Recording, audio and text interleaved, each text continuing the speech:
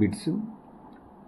X comma Y comma జెడ్లు 3 ప్రధాన సంఖ్యలు మరియు X plus Y plus Z is equal to 38 అయినా సాధ్యమయ్యే గరిష్ట ప్రధాన సంఖ్య, ఈ మూడిట్లో మ్యాక్సిమం ప్రైమ్ నెంబర్ని మనం ఐడెంటిఫై చేయాలి.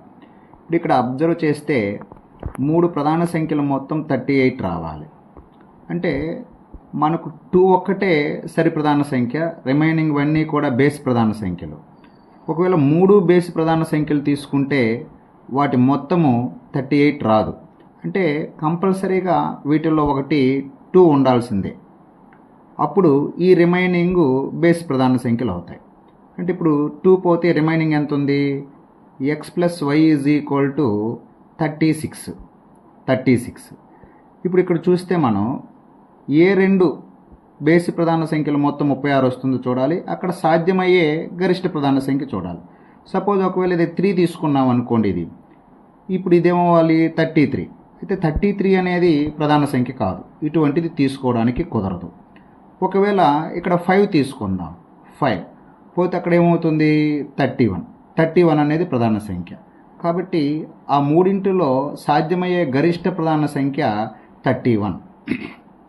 Next A comma B belongs to Z అంటే ఇవి పూర్ణ సంఖ్యలు, మరియు A divided by B belongs to Z అంటే పూర్ణ సంఖ్యలను డివైడ్ చేసినా కూడా పూర్ణ సంఖ్య అయితే సరైన నియమాలు గుర్తించండి అంటారు.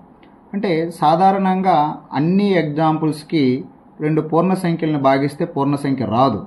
అయితే కొన్ని ఎగ్జాంపుల్స్కి వస్తుంది. వాటి ప్రకారం మనం కొన్ని కండిషన్స్ని ఐడెంటిఫై చేయాలి. ఇప్పుడు ఫర్ ఎగ్జాంపుల్ చూడండి, సపోజ్ 7 డివైడెడ్ బై 1 7 అంటే డినామినేటర్ పార్ట్లో 1 తీసుకుంటే అప్పుడు మనకు వచ్చే ఆన్సర్ కూడా పూర్ణ సంఖ్య అవుతుంది. అంటే b ఈజ్ ఈక్వల్ టు 1 అయి ఉండాలి. అంటే డినామినేటర్ పార్ట్ అనేది b ఈజ్ ఈక్వల్ టు 1 అయ్యేది ఒక కండిషన్.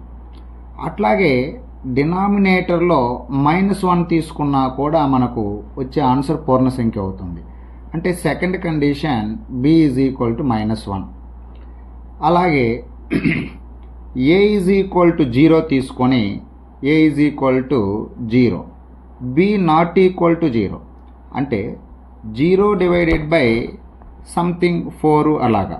దీని ఆన్సర్ ఏమైపోతుంది 0. అంటే డినామినేటర్లో మాత్రం అదర్ దాన్ 0 ఉండాలి, న్యూమరేటర్లో 0 ఉండాలి. ఈ కండిషన్ ఒకటి. అట్లాగే 4 divided by 4 is equal to 1 అంటే 2 కూడా ఈక్వల్గా ఉండొచ్చు.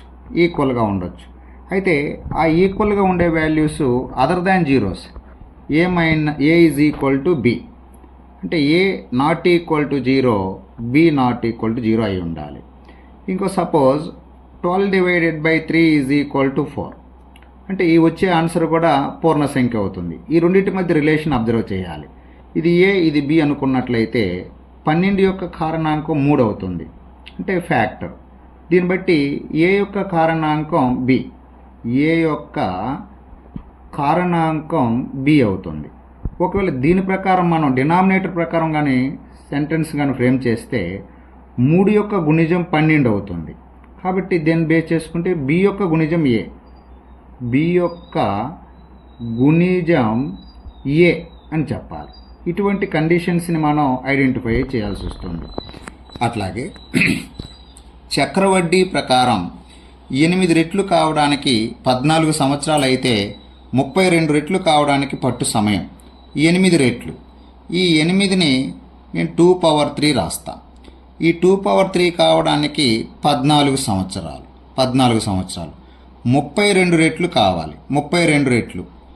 ఎప్పుడైతే ఇక్కడ మనం ఈ భూమి తర్వాత రాసే నెంబర్ యొక్క భూమి కూడా ఈక్వల్గా ఉండేటట్టు రాయాలి. అంటే 2/5 32 అనేది 2/5. దీనికి టైం అడిగారు. అంటే ఇక్కడ 3 టైమ్స్ కావడానికి 14 సంవత్సరాలుగా భావిస్తాం. 5 కావడానికి ఎన్ని సంవత్సరాలు? ఇక్కడ పెరిగింది కాబట్టి ఈ ఇయర్స్ కూడా పెరుగుతుంది.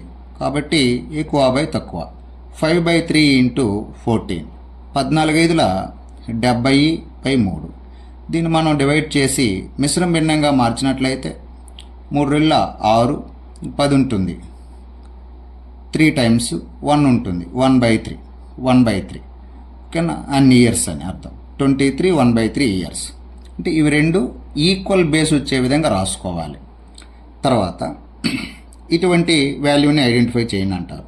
ఇప్పుడు దీన్ని మనం ఫ్రాక్షన్స్గా సపరేట్ చేస్తే 1/1 - 1/2 చూడండి ఒకసారి, 2 1s 2 1 1s 1 అంటే ఇక్కడ చేస్తాను 1/2 అంటే 1/1 - 1/2 ఇది క్రాస్ మల్టిప్లై చేసామనుకోండి 2 1 అవుతుంది. ఇది 2 - 1/1 × 2 అంటే 1/1 × 2 అవుతుంది. అలాగే మనం సపరేట్ చేస్తే ఇక్కడ 1/2 - 1/3 సిమిలర్లీ 1/2025 - 1/2026 మిడిల్లో ప్లస్లు ఉన్నప్పుడు మనం వాటిని ఎలిమినేట్ చేసుకోవచ్చు. ఇక్కడ -1/2 + 1/2 జీరో అయిపోతుంది. అలాగా అన్నీ జీరో అయిపోతే మనకు ఫస్ట్లో ఉండే వాల్యూ 1, లాస్ట్లో ఉండే వాల్యూ 1/2026 మిగులుతుంది. ఇప్పుడు ఇక్కడ ఎల్సిఎం చేస్తే 2026 - 1 అంటే 2025/2026